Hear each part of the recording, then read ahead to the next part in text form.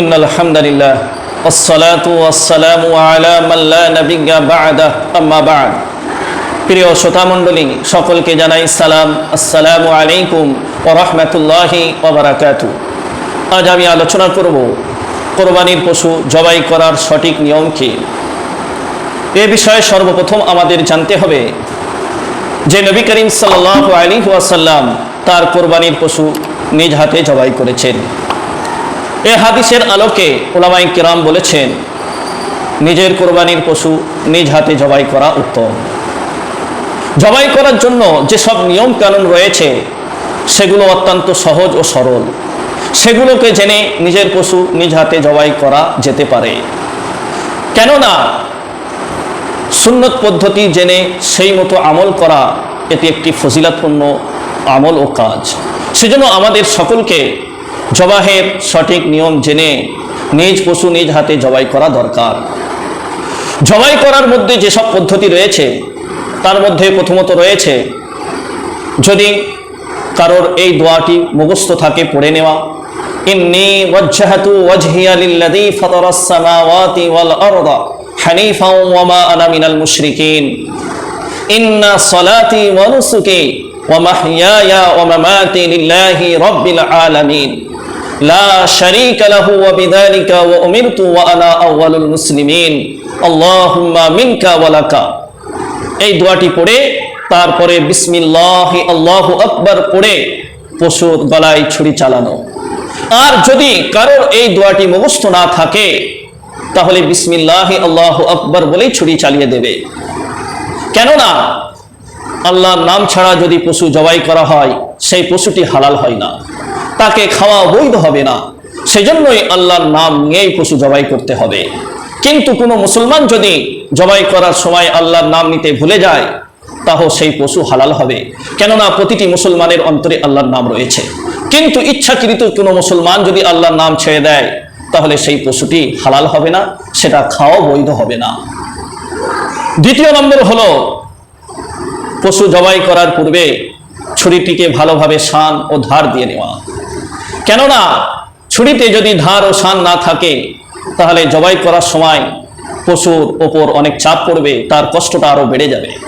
কেননা শাদ্দাদ বিন আওস রাদিয়াল্লাহু তাআলা আনহু থেকে বর্ণিত, তিনি বলেন রাসূল করিম সাল্লাল্লাহু আলাইহি ওয়াসাল্লাম ইরশাদ করেছেন, আল্লাহ তাআলা সব কিছুর ওপর অনুগ্রহকে, দয়াকে অপরিহার্য করে দিয়েছেন, জরুরি করে দিয়েছেন এবং বলেছেন, আল্লাহ রাসূল তোমরা যদি কোনো ব্যক্তিকে কিসাস ও হদের কারণে হত্যা করো তাকে উত্তম পদ্ধতিতে হত্যা করো।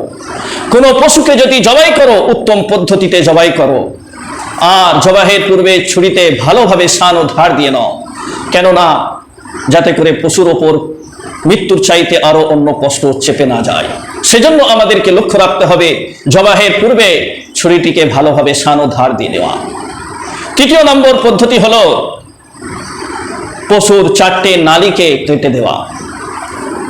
চারটি নালীর মধ্যে প্রথম নালী হলো খাদ্য নালী, যেটি দিয়ে খাদ্য যায়, যেটি দিয়ে খাদ্য খায়, সেই নালীটাকে কেটে দেওয়া। দ্বিতীয় নম্বর হলো শ্বাস নালী, যেটি দ্বারাই শ্বাস প্রশ্বাস নেয়, সেটাকে কেটে দেওয়া। এবং এই শ্বাস নালীর পাশে দুই পাশে দুটি রগ রয়েছে, সেই দুটিকে কেটে দেওয়া।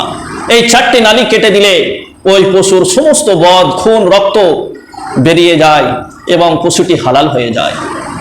আর এই চারটি নালী কেটে দিলেই সেই পশুটি 10-12 মিনিটের মধ্যে নিস্তেজ হয়ে যায়, পশুটির জান আরামে বেরিয়ে যায়। সেজন্য আমাদের এই নিয়ম কানুনটা জেনে নিজের পশু নিজ হাতে জবাই করা অতি উত্তম। এবং জবাহের সময় আমাদের লক্ষ্য রাখতে হবে পশুর সামনে ছুরিকে শান না দেওয়া। কেননা পশু অনুভব করতে পারে, তার দ্বারাই তার কষ্ট হতে পারে। সেজন্য পশুর সামনে ছুরিতে শান ও ধার না দেওয়া। এবং এটাও খেয়াল রাখা দরকার এক পশুর সামনে আর এক পশুকে জবাই না করা। কেননা এর কারণেও তার কষ্ট হতে পারে, সে কষ্ট অনুভব করতে পারে। সেজন্য এক পশুর সামনে আর এক পশু জবাই না করা। এবং জবাই করার পর যতক্ষণ না ঠান্ডা হচ্ছে, পুরোপুরি জানটা বেরিয়ে না যাচ্ছে, তার আগে তার চামড়া না ছাড়ানো। এই সমস্ত নিয়ম কানুনগুলো জেনে যদি আমরা নিজ পশু নিজ হাতে জবাই করি, এটা হচ্ছে সব থেকে উত্তম পদ্ধতি। আর যদি আমরা নিজের পশু নিজ হাতে জবাই না করতে পারি, অন্য কাউকে দিয়ে, ইমাম সাহেব বা হাবিব সাহেব কাউকে দিয়ে জবাই করি, তাহলে সেই সময় জবাইয়ের সময় আমরা তার সামনে উপস্থিত থাকব এবং জবাই হয়ে গেলে এই দোয়াটি পাঠ করা, আল্লাহুম্মা তাকাব্বালহু মিন্নি, হে আল্লাহ এই পশুটি আমার তরফ থেকে এবং ওই গরুতে আরো অন্যান্য যারা শামিল রয়েছে তাদের তরফ থেকে কবুল করুন। কামা তাকাব্বালতা মিন হাবিবিকা ওয়া খলিলিকা ইব্রাহিম আলাইহিস সালাম, যেমন আপনি আপনার হাবিব মুহাম্মদ সাল্লাল্লাহু আলাইহি ওয়াসাল্লাম এবং আপনার দোস্ত ইব্রাহিম আলাইহিস সালামের পক্ষ থেকে কবুল করেছেন, এই দোয়াটি পাঠ করা। আল্লাহ তাআলা আমাদের সকলকে এই পদ্ধতি জানা এবং শেখা এবং নিজ পশু নিজ হাতে কুরবানি করা তৌফিক দান করুক। আল্লাহুম্মা আমিন। এই বলে আমি আমার বক্তব্য শেষ করছি। ওয়া আখিরু দাওয়ানা আলহামদুলিল্লাহি রাব্বিল